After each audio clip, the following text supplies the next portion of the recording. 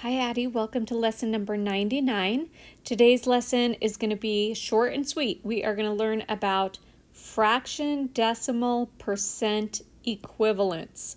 So you are pretty good at these already. We're going to take it to the next level. Fractions turning to decimals, turning to percents, or back and forth, or whichever way they want us to do it. You'll be able to do it. Okay, look at this statement. Are you as bored as I am? And then read it backwards, like one word at a time. Am I as bored as you are? It still makes sense. That's weird and cool, huh? Alrighty, let's jump into your linear measurements. So take out test K, and you are going to have 5 minutes to do that. Are you ready? On your mark, get set, go.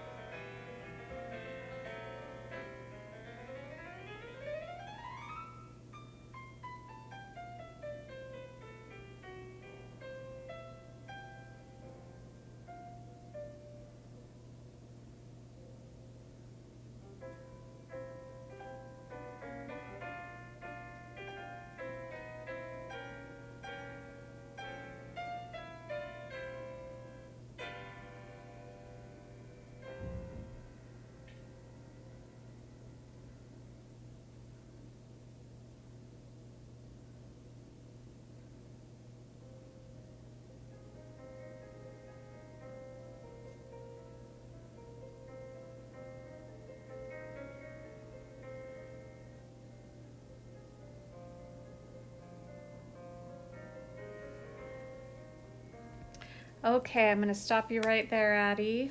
That was 5 minutes. Good job. All right, now let's go back into the rest of mental math, okay?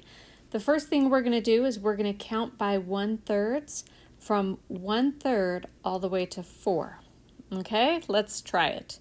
We're going to start with 1/3, 2/3, 1, 1 and 1/3, 1 and 2/3, and then 2, 2 and 1/3, 2 and 2/3, 3, 3 and 1/3, 3 and 2/3, 4. Okay, cool. I think we did it. Tell me if I made a mistake there. I don't think I did, but here we go. All right, the rest of mental math, 60 times 50. Remember, first multiply these numbers, and don't forget to add the correct amount of zeros.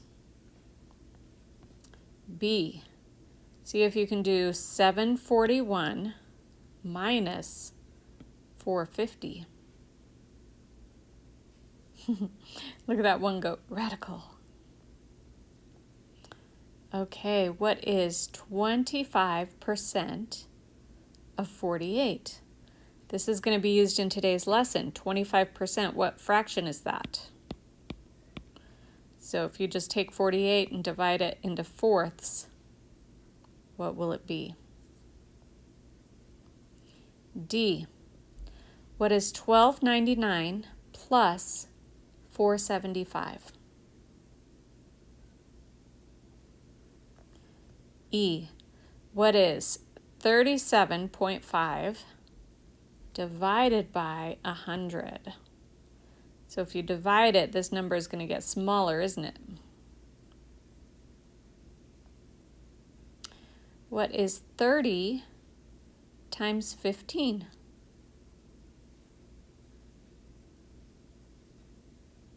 Okay, here's a long one. You can watch and see what this goat is doing while I go through this problem. Looks like he's going to climb right into that car. He wants to drive away.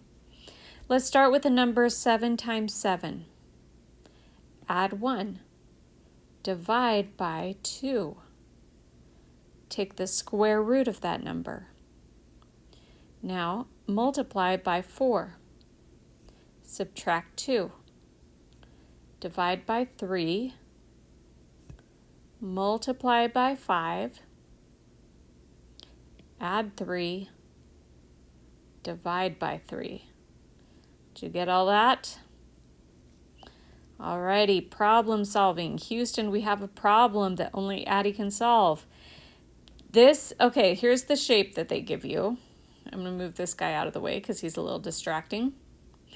Okay, they give you this shape and they say this quadrilateral is a trapezoid, so that the 6 centimeter segment, that's right here, is parallel to the 9 centimeter segment.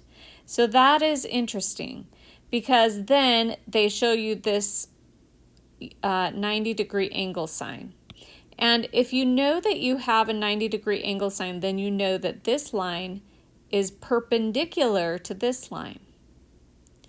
And if they tell you that these lines are parallel, that means that this line must also be perpendicular to that. So that's the key, I think, to figuring this out, because after they tell you all this information, they want to know what is the area of the triangles. So the other piece of information that you have to know, and they want to know the area of each triangle. So you're going to get two answers, two different answers, okay? You have to know the area of a triangle formula. Area is 1/2 the base times the height, right?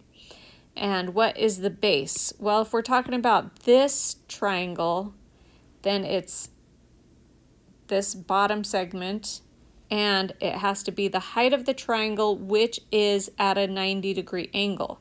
Now, this triangle, the one that's upside down, if you imagine this as the base of the triangle, where's the 90-degree angle? It's actually here, because you could take this and move it to here, right?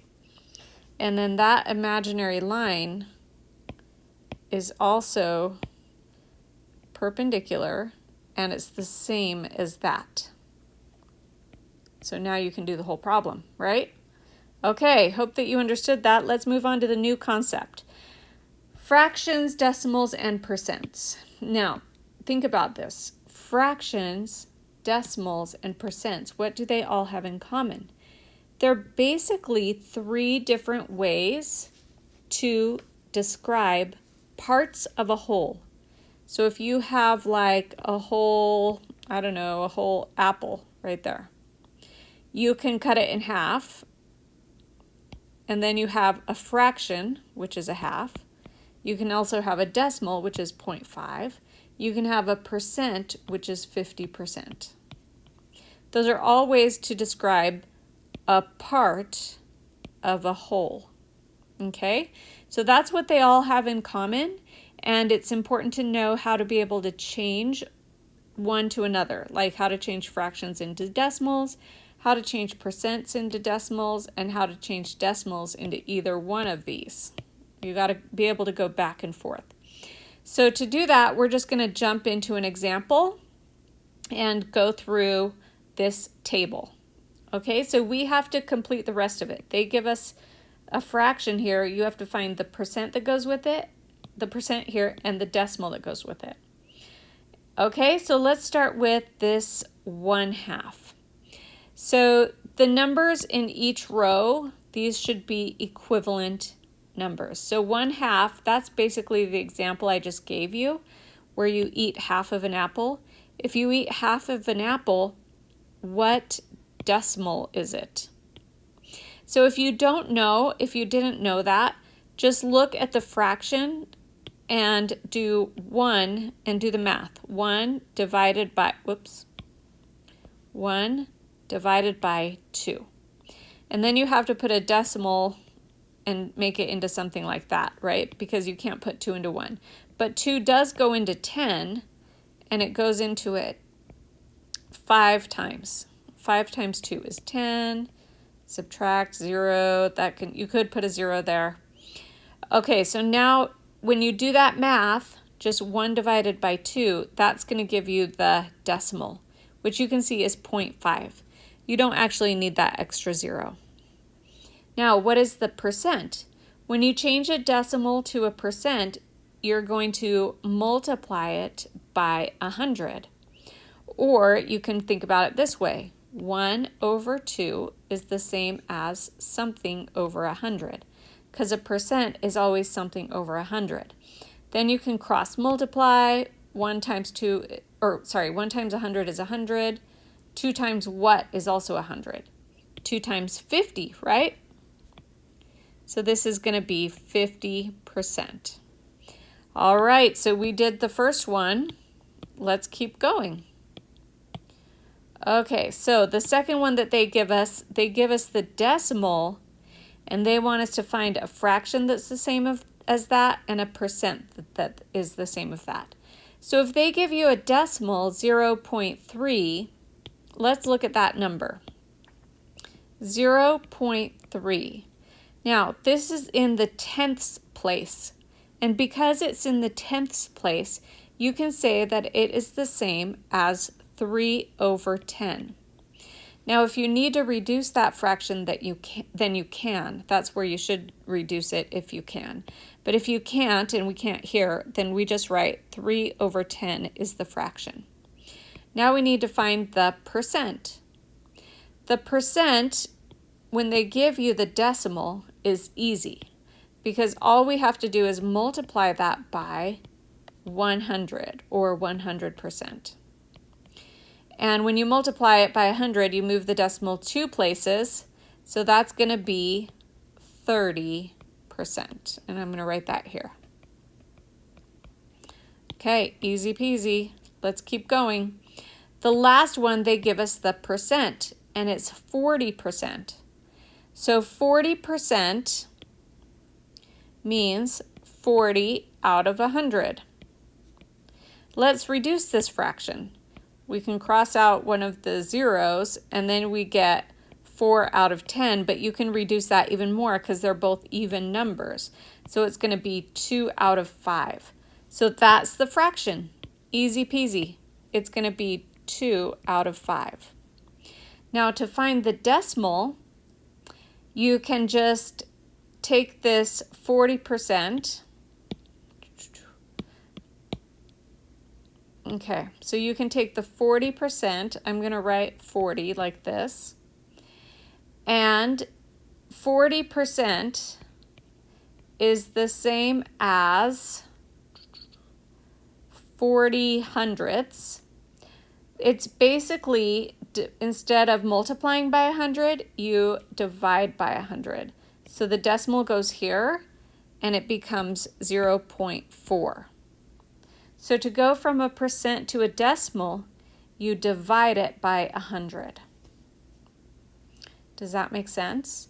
If you didn't remember that, or you don't remember how to do that, you could use that fraction, 2 divided by 5, and just do the math. Add some zeros, or at least 1 0, right? And then you say, well, 5 goes into 20 4 times. Bring that decimal up, and it's 0.4, or 0.4. Perfect, right? So that's 2 ways to do it. Okay, and guess what? That is the whole lesson. You get to practice doing that in your lesson practice, and then have fun doing the rest of your math homework, Addy. Love ya. Bye.